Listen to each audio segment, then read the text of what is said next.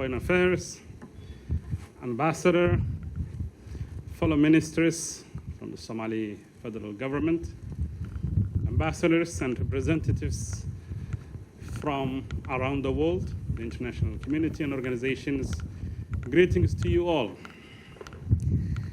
I get not only the privilege to be the guest of honor today and celebrate with the government and the people of Uganda, but also get an opportunity to be the last speaker and not be subject to the sun. So it's turning out to be a very beautiful afternoon and evening. Greetings to you all. Let me begin by extending, on behalf of my government, the President, the Prime Minister, the Cabinet, the Somali people, on behalf of all of them, I would like to congratulate the government and the people of Uganda for their 61st anniversary of their independence. Of course, many of us were not there then in person, but many and some of us were there in spirit, as the minister has alluded to. It is, of course, over 61 years ago, and just to note, we're only 2 years older than you, so we are your elder brother in that sense.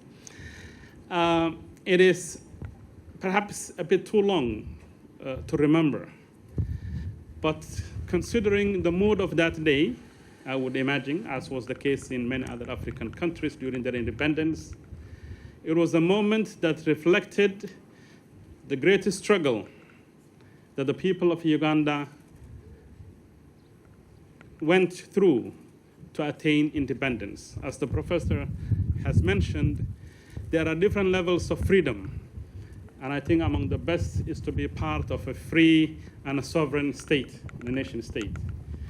We congratulate you on your anniversary, and we stand side by side with the government and the people of Uganda on this very momentous occasion.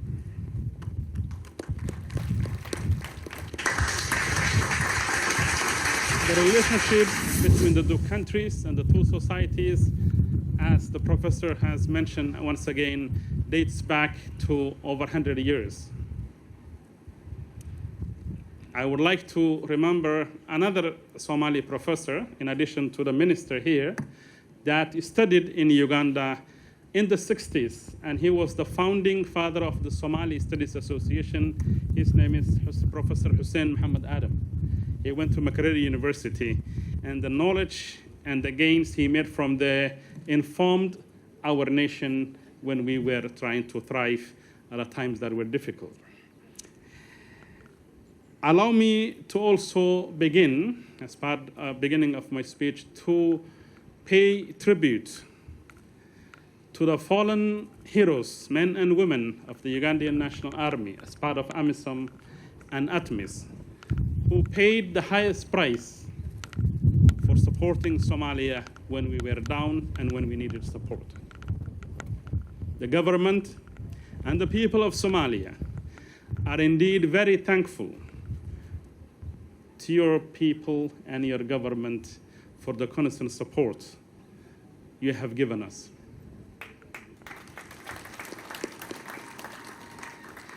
I would also like to bring to your attention that your continuous efforts over the years in the diplomatic arena in terms of regional support and in the form of military and substantive interventions in our recent history are not only appreciated, but they will also not go to waste.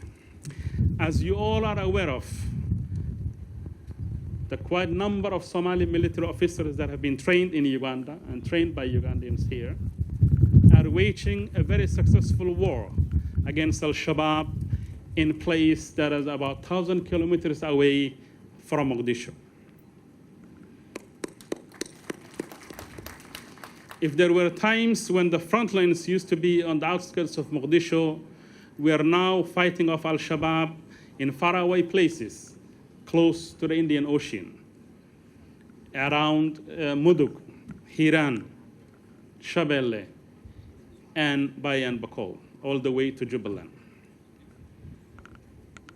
Your support has enabled us to develop, albeit still needs improvement, the capabilities to successfully fight this dangerous terrorist group that does not only risk the survival of the Somali state and society, but also is a threat and a menace to the region and to the globe. A pattern that is reoccurring in many parts of Africa, from the Sahel to Central African regions. I think the case of Somalia, with your support, offers a successful story where countrymen and women with support from their regional brothers are at last winning against a very deadly enemy. So we thank you very much for your support, both in terms of material and moral support. Thank you very much for that. Today is your Independence Day. And independent, as I recall, when the African Union was being formed, there is a famous painting that used to be on its wall, done by an Ethiopian artist. A painting that reflected the past of the African societies and African states, the present of that day, and their future aspirations. As per that painting, I would like to acknowledge that Uganda has come a long way. 61 years is just a very young country, despite the professor being around for both occasions, Ambassador. It is a very young country. And the fact that you have not only fixed your own state affairs, but are also here to support your neighbors and your brothers is a testament to your success.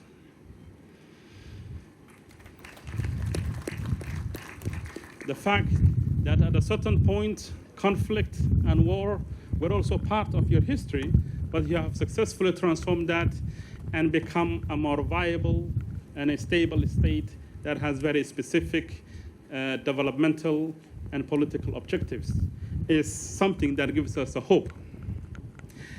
And just to remind the participants of this forum today, this important occasion, Somalia, also like Uganda, not that long ago, as late as 80s and the 70s, used to support other African countries as part of Pan-African moral support and material support in places like Angola, Mozambique, and South Africa. When I last visited Angola, the senior citizens of Angola still remember the support that the Somali military provided to their national movements.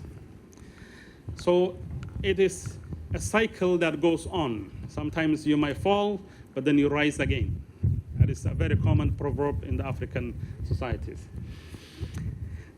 We also would like to acknowledge the bilateral, not only as part of former ATMIS, AMISOM and ATMIS, but there are also significant bilateral cooperations and diplomatic relations between Uganda and Somalia.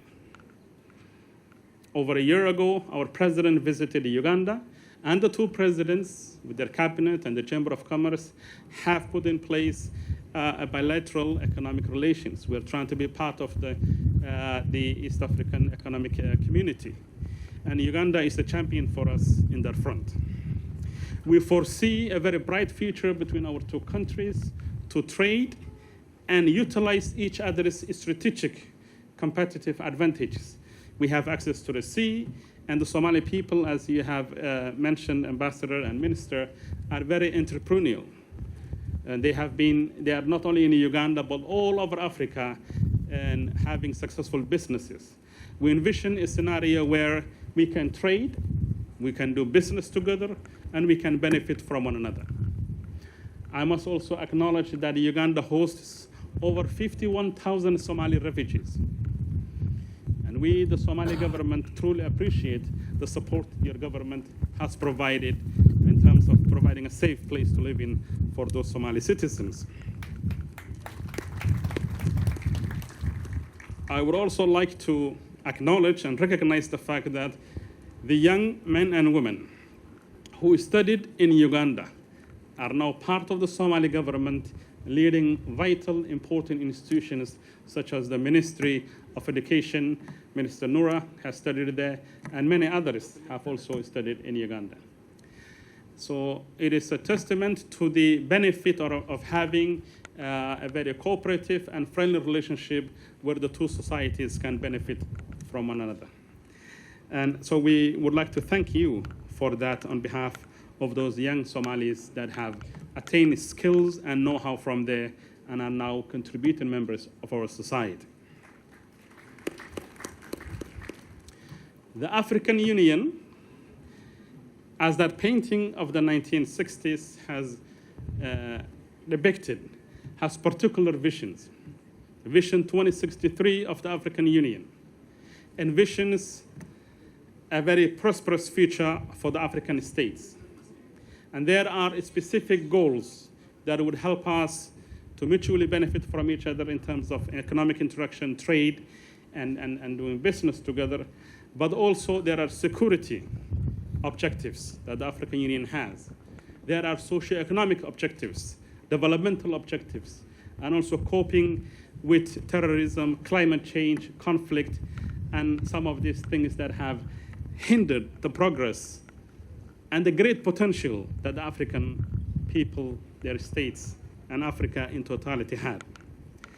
Allow me to conclude by saying that the days of difficulties, challenges, underdevelopment, debt, stress are something of the past for most African countries.